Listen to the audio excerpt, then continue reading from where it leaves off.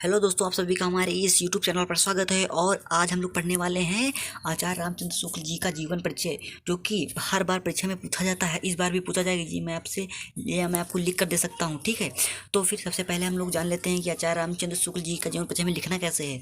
उसको लिखने के लिए नंबर 1 पर आप लोगों को इस तरह से कवि एक संक्षिप्त परिचय, इस तरह से आपको एक डिब्बा बनाना है। उस डिब्बे में इतना बड़ा डिब्बा बना लीजिए कि इसमें सब सारे नाम आ जाएं और बाकी उनके जो जन्म ये सब आ जाए, ठीक है। तो सबसे पहले आप लोगों को डालनी है उनका नाम बहुत जरूरी है। नाम ही डालेंगे तो पता ही आपको कैसे चलेगा कि आप लोग किसका जीवन परिचय बता रहे हैं, ठीक है।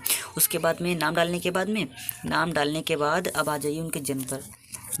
जन्म उनका कब हुआ? 4 अक्टूबर 1884 ईस्वी को। उनका जन्म 4 अक्टूबर 1884 ईस्वी को हुआ, ठीक है। उसके बाद में उनका जन्म स्थान है अगोना। बस्ती जिले के अगोना नामक ग्राम में उनका जन्म हुआ था, ठीक है। उसके बाद इनके पिता का नाम था पंडित चंद्रबली शुक्ल। इनके पिता का क्या नाम था? पंडित चंद्रबली शुक्ल इनके पिताजी का नाम था, ठीक है। उसके बाद में प्रमुख रचनाएं, इनकी जो प्रमुख रचनाएं क्या हैं भाई, इनकी जो कुछ प्रमुख रचनाएं होंगी, ठीक है। वो परीक्षा में 2 प्रमुख रचनाएं पूछी जाती हैं। तो पहली प्रमुख रचना इनकी है चिंतामणि। पहली प्रमुख रचना है चिंतामणि, ठीक है। पहली प्रमुख रचना चिंतामणि है। उसके बाद में है विचार वीथी त्रिवेणी। ये 3 जो है इनकी बहुत ही प्रमुख रचनाएं हैं। आप लोगों को इन्हें 2 याद कर लेनी, या फिर तीनों भी आप याद कर सकते हैं। और उसके बाद में आपको लिख देना है इसी डिब्बे में। उसके बाद में आ जाइए नीचे, इधर नीचे है शुक्ल युग के प्रवर्तक। ये जो थे शुक्ल युग के प्रवर्तक भी रहे हैं, शुक्ल युग के प्रवर्तक भी रह चुके हैं, ठीक है। और उसके बाद में इनकी मृत्यु कब हुई? 2 फरवरी 1941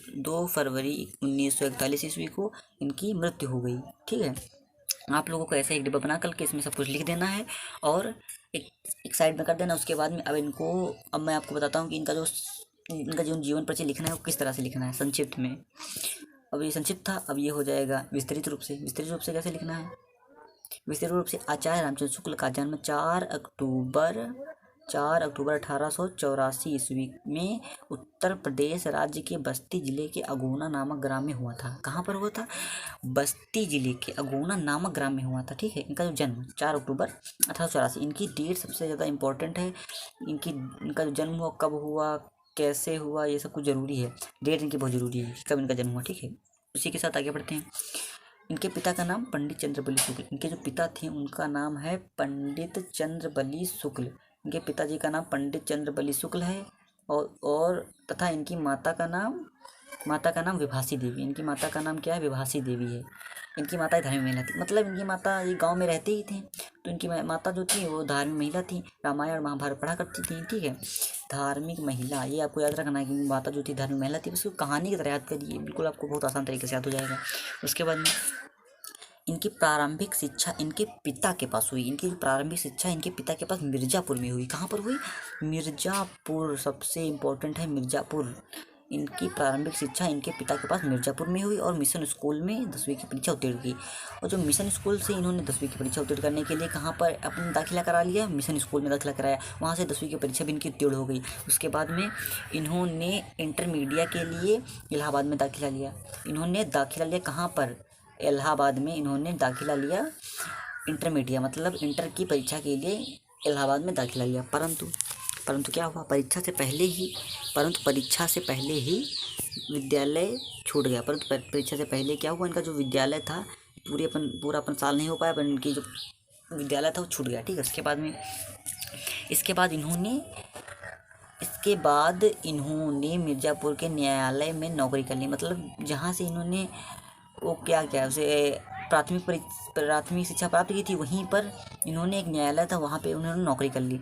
न्यायालय की नौकरी छोड़कर ये मिर्ज़ापुर के मिशन स्कूल में चित्रकला के अध्यापक हो गए। मतलब जब न्यायालय की नौकरी छोड़ी, तभी मिर्ज़ापुर के मिशन स्कूल में चित्रकला के अध्यापक हो गए। न्यायालय की नौकरी छोड़कर ये मिर्ज़ापुर के मिशन स्कूल में, कहाँ का स्कूल था? मिशन स्कूल मिर्ज़ापुर का, चित्रकला के अध्यापक हो गए। किस चीज़ की? चित्रकला, आर्ट के ये अध्यापक हो गए। उसके बाद में अध्यापक कार्य करते हुए इन्होंने अनेक कहानी, नाटक कविता आदि की रचना की। मतलब ये अध्यापक कार्य भी कर रहे थे और साथ में इन्होंने कहानी, नाटक, कविता, ये बहुत सारी चीज़ें लिख डाली, ठीक है। मतलब अध्यापक कार्य करते हुए चित्रकला के अध्यापक कार्य कर रहे थे, उसके साथ इन्होंने बहुत सारी चीज़ें लिख डाली। इनकी विद्वता और प्रतिभा से प्रभावित होकर, आप प्रसन्न भी लिख सकते हैं यहाँ पर आप प्रसन्न भी लिख सकते हैं, ठीक है। प्रसन्न होकर इन्हें हिंदी शब्द सागर के संपादन कार्य में सहयोग के लिए काशी नागरी प्रचारिणी सभा में सम्मान सहित बुलाया गया। हिंदी शब्द सागर में संपादन कार्य के लिए सहयोग के लिए काशी नागरी प्रचारिणी सभा में सम्मान सहित बुलाया गया, ठीक है। उसके बाद में आ जाए नीचे, इन्होंने 19 वर्षों तक, कितने वर्षों तक काशी नागरी प्रचारिणी पत्रिका का संपादन, 19 वर्षों तक काशी नागरी प्रचारिणी पत्रिका का संपादन किया, ठीक है। उसके बाद में कुछ समय पश्चात इनकी नियुक्ति काशी हिंदी विश्वविद्यालय में हिंदी विभाग के प्राध्यापक के रूप में हो गई। कुछ समय पश्चात इनकी नियुक्ति काशी हिंदी विश्वविद्यालय, काशी में 3 विश्वविद्यालय हैं, उनमें से इन्होंने काशी हिंदी विश्वविद्यालय में हिंदी विभाग के प्राध्यापक के रूप में हो गई। इनकी नियुक्ति कहाँ? काशी हिंदी विश्वविद्यालय में हिंदी विभाग के प्राध्यापक के रूप में हो गई, ठीक है। और कुछ दिनों पश्चात, ज़्यादा दिन नहीं होते, कुछ दिन हुए होंगे, कुछ दिनों पश्चात ही हिंदी विभाग के अध्यक्ष हो गए। मतलब ज़्यादा दिन नहीं बीते, पर कुछ दिनों पश्चात ही हिंदी विभाग के अध्यक्ष भी हो गए, ठीक है। उसके पश्चात देखिए, तथा स्वाभिमानी एवं हिंदी के महान निबंधकार एवं साहित्यकार आचार्य रामचंद्र शुक्ल जी की मृत्यु, हिंदी के महान निबंधकार भी हुए हैं और साहित्यकार आचार्य रामचंद्र शुक्ल की जो मृत्यु हुई, कब हुई? वो हुई है 2 फरवरी 1941, 2 फरवरी 1941 ईस्वी को हुई, ठीक है। 2 फरवरी 1941। डेट बहुत ज़रूरी है, ये एग्जाम में बहुत ज़रूरी से देखता है। उनका जन्म कब हुआ, उनके माता पिता का क्या नाम था, उनकी मृत्यु कब हुई, ये तो बहुत ज़रूरी है, जो देखता है, ठीक है। उसके बाद नीचे जी, इनकी प्रमुख रचनाएँ क्या हैं? इनकी प्रमुख रचनाएँ हैं चिंतामणि इनकी प्रमुख रचना है, ठीक है। उसके बाद में विचार वीथी, उसके बाद में क्या है? विचार वीथी और रस मीमांसा भी इनकी एक बहुत प्रमुख रचना है। त्रिवेणी, मैंने तो यहाँ पर 4 लिख दिया है, ठीक है। पर आप यहाँ पर सिर्फ आपसे तो 2 पूछी जाएंगी, तो आप 2 लिख सकती हैं, ज़्यादा नहीं लिखने की ज़रूरत है, 2 ही आप रखिए। दो ही एग्जामिनर देखता है, और आप अगर 4 लिख देंगे तो एग्जामिनर को लगेगा कि आपको सारी रचनाएँ पता हैं, और आपको पूरे के पूरे 5 में से 5 नंबर दे देगा, ठीक है। वो आपको 5 से 5 नंबर, पूरे के पूरे 5 नंबर दे देगा, ठीक है। तो इसी के साथ मुझे लगता है कि आप लोगों को ये आचार्य रामचंद्र शुक्ल जी का जीवन परिचय पूरी तरह से समझ में आ गया होगा। अगर आपको समझ में आ गया है तो फिर अब इसी के साथ वीडियो को समाप्त करते हैं। और अगर आप लोगों ने हमारा चैनल सब्सक्राइब ना किया तो सब्सक्राइब कर दीजिए, और वीडियो अच्छी लगी, कुछ आपको ऐसा लग रहा है कि आपको कुछ सीखने को मिला है, तो वीडियो को लाइक भी कर दीजिए।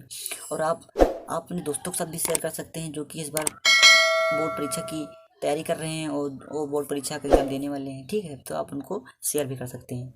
तो फिर इसी के साथ वीडियो को ख़त्म करते हैं। धन्यवाद।